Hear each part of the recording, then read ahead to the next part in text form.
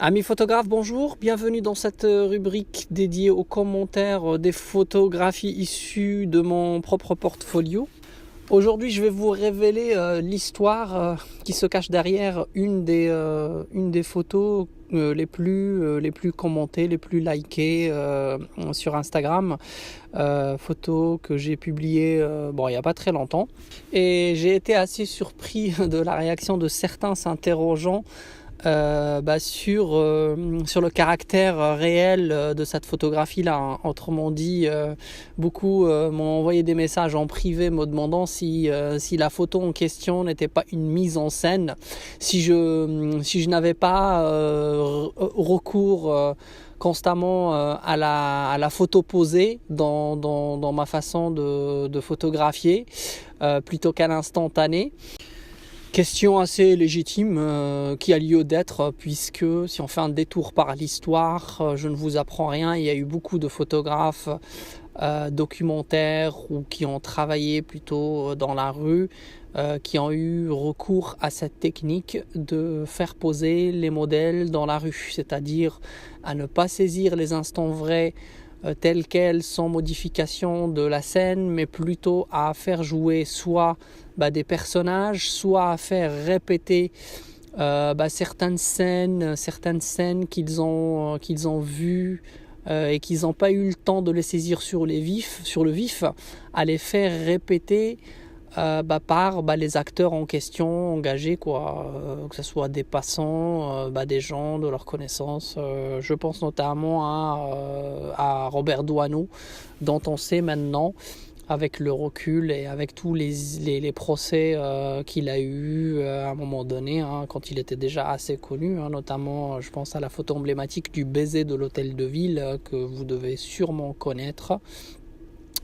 Il a été attaqué sur cette photo-là, sur des questions de droit à l'image, et c'est comme ça qu'on a su par la suite qu'il s'agissait réellement qu'il ne s'agissait pas d'une instantanée, mais d'une photo posée, et qu'il avait fait poser des gens qu'il connaissait ou des acteurs, quoi. Et donc assez embarrassant comme épisode, hein, qui d'ailleurs lui vaut de nos jours beaucoup de réserves sur son œuvre et beaucoup de critiques. Voilà, ça c'était pour le détour historique. Venons-en maintenant au fait et à ma propre photographie, celle que vous voyez à l'écran. Donc c'est une photo que j'ai prise de moi, en 2016, une photo que j'ai prise en 2016 sur la terrasse des Galeries Lafayette que je visitais à ce moment-là. Et j'ai aperçu donc cette fille qui se prenait en selfie, dont j'ai tout de suite percuté quant au potentiel photogénique. Elle était en train de se photographier en mode selfie, donc c'est une situation assez classique qu'on voit beaucoup de nos jours quand on déambule dans les rues. Alors contrairement à ce que l'on peut penser, cette façon de s'auto-photographier n'est pas récente, hein. Elle ne date pas de l'avènement du phénomène selfie, hein, qui le mot lui-même apparaît dans les années 2000, hein. Il est popularisé vers 2013-2014 avec les téléphones dernière génération, les smartphones. Mais en réalité, l'autoportrait est bien plus ancien. Il remonte même à l'origine de l'invention du médium photographique en lui-même, hein. Les gens qui avaient accès à ce médium-là au départ, hein, qui étaient riches, se sont toujours autophotographiés. Ce qui a changé avec le temps, ou plutôt avec le phénomène selfie, c'est la facilité de diffusion de cette façon de se photographier, quoi. Elle est liée, on va dire, c'est pour ça qu'on l'a liée à une problématique d'ego, quoi. On dit ego selfie même dans certains pays. Je crois qu'au Canada on dit ça. Donc cette demoiselle très photogénique qui est en train de se prendre en selfie a attiré mon attention, et j'ai donc déclenché sans hésiter avec le réflexe qu'il faut du photographe de rue Et j'ai pas réfléchi 2 secondes, j'ai pris ma photo. Je crois que j'ai fait 2-3 prises, pas plus, parce que en général dans ce type de scène ça va très très vite. Et puis le modèle bouge aussi, et puis le selfie, voilà, c'est 2-3 secondes, et puis c'est tout quoi. Donc il faut être sur le quai vif, et il faut saisir l'instantané assez rapidement. Donc voilà, je l'ai saisi, voilà, je l'ai rangé dans ma base de données, et puis en parcourant comme ce que je fais d'habitude, avec du recul. 2 ans après, la photo me plaît toujours, je la ressors, je la retravaille, et puis je la poste sur Instagram. Et puis, donc, à ma surprise, voilà, elle fait un peu le buzz, elle est beaucoup likée, commentée, et puis j'ai des récurrences de messages me posant la question, une dizaine de messages me demandant qu'il s'agissait réellement d'une photo, ou prenant l'affirmation qu'il s'agissait plutôt d'une photographie mise en scène, me demandant de l'avouer au passage. Désolé les amis, mais non, c'est pas une photo posée. Je vais vous en donner la preuve qu'il ne s'agit pas d'une photographie posée. Parce que ce qui s'est passé, et c'est drôle, le hasard de la vie, ou plutôt le phénomène Internet raccourcit les distances et nous réserve de belles surprises parfois. Une fois, quelques temps après avoir publié cette photo, en parcourant un peu les commentaires, parce que je réponds quand j'ai le temps, je lis tous les commentaires, des gens qui me laissent des messages. Le problème que j'ai, c'est que oui, je fais d'autres choses dans la vie, et que moi je suis pas collé à mon téléphone, tout le temps à répondre aux réseaux sociaux, quoi. C'était au début un peu marrant, après au fil du temps, et ça c'est la problématique. Quand vous avez un compte où vous avez beaucoup de followers, c'est qu'à un moment donné, soit vous engagez un community manager qui va faire le boulot à votre place et communiquer avec les personnes qui suivent ce que vous faites, soit vous le faites vous-même, et ça vous prendra beaucoup plus de temps. Moi je fais ni le premier ni le deuxième, donc c'est un peu embarrassant, certes, donc excusez-moi pour ceux avec qui j'ai du mal à interagir, ou parfois c'est pas du mépris, c'est pas du manque de considération, c'est juste un manque de temps. C'est très chronophage comme activité de répondre à tous les messages, à tous les commentaires. Mais c'est pour le moment c'est comme ça, c'est un impératif du virtuel, je peux rien faire d'autre. Donc je regarde, je lis tous les messages, et qualitativement les messages les plus structurés, les plus intéressants, je prends quand même le temps d'y répondre. Et donc en parcourant ces messages-là, pour revenir à ce que je disais, je vois quoi ? Je vois un message assez intriguant que vous voyez là à l'écran, là, d'une fille qui prétend être seule, qui est photographiée, me demandant un merci, c'est moi, quelque chose comme ça. En gros se reconnaissant, quoi.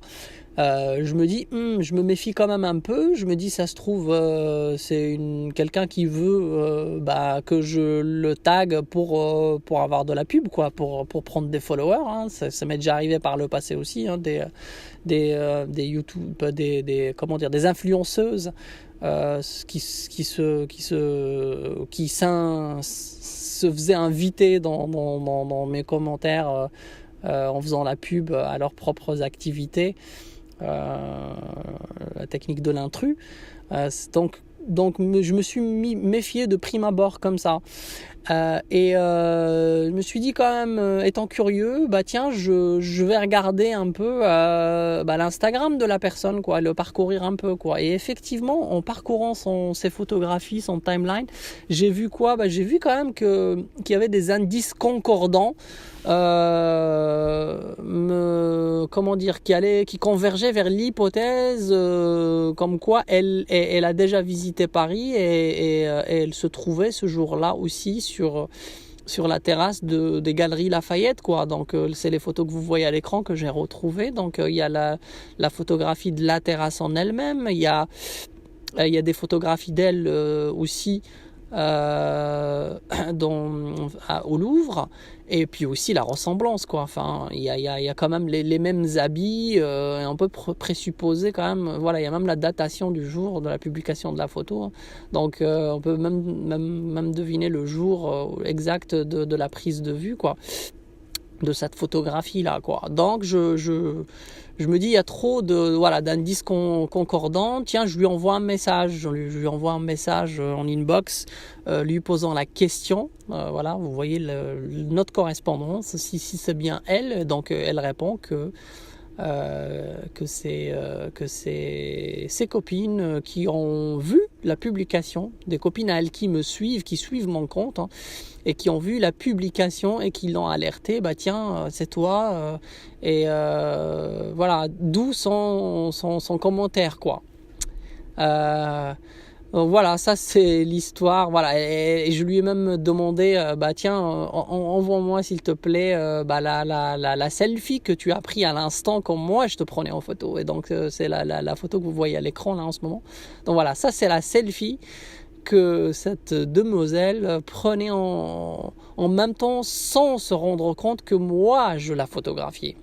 Parce que ce que j'ai fait, en fait, il m'arrive, ce que je fais souvent en général, c'est que une fois avoir pris la photo, je fais l'effort quand même d'aller vers les gens pour interagir avec eux, échanger, leur envoyer la photo. Si, voilà, la majorité du temps, les gens acceptent, jouent le jeu, sauf certains cas que je ne détaillerai pas ici.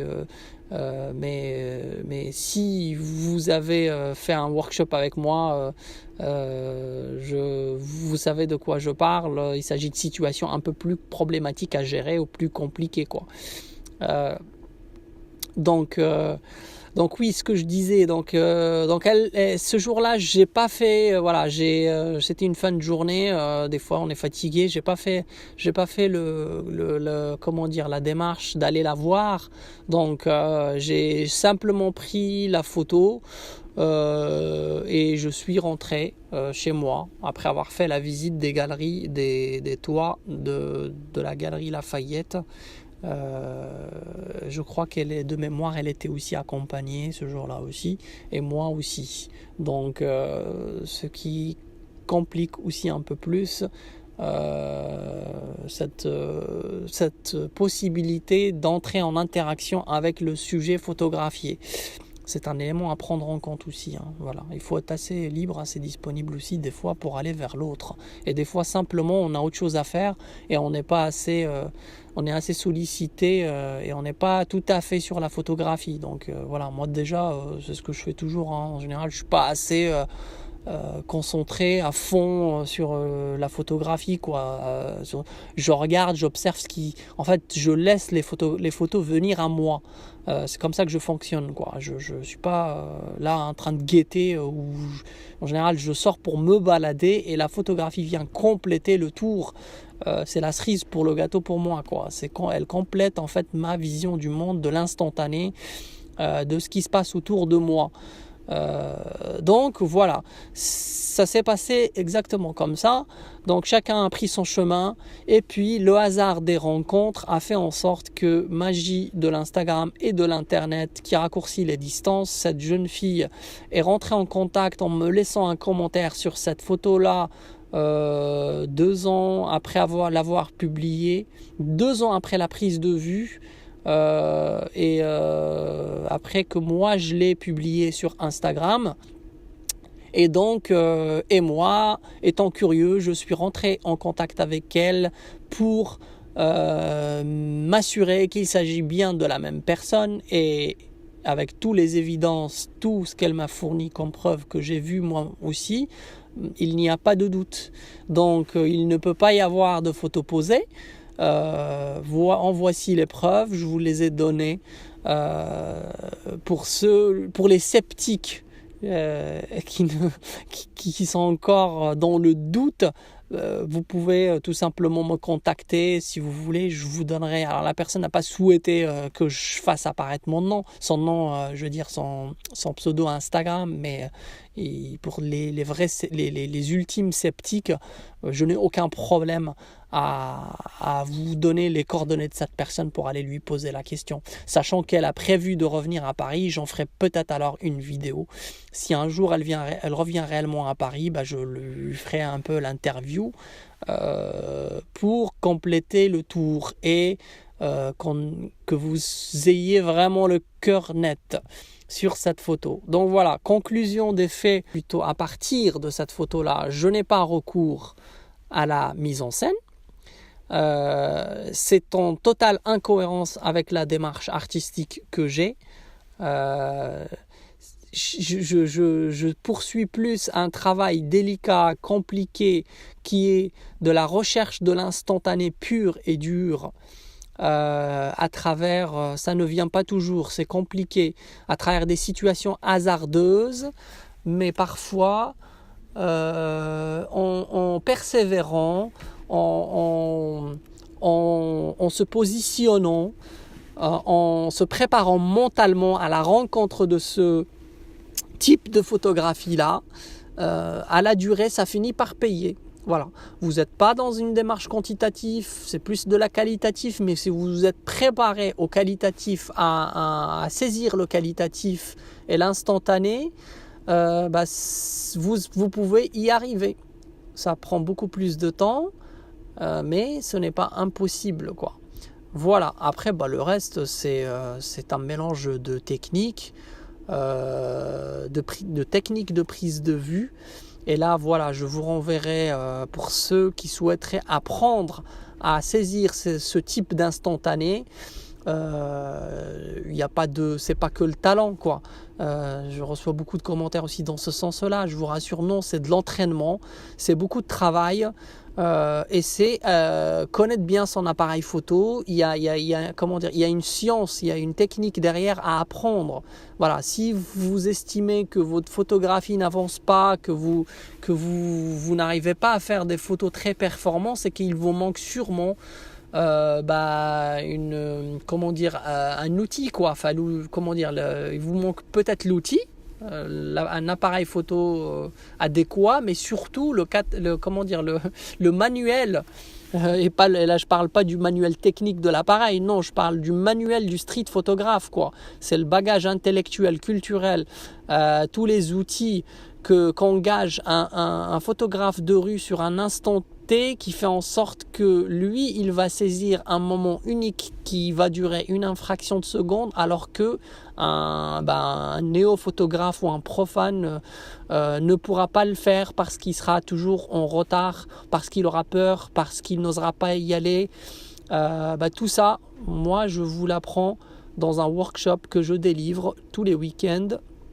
Je vous mettrai le lien en bas de la vidéo.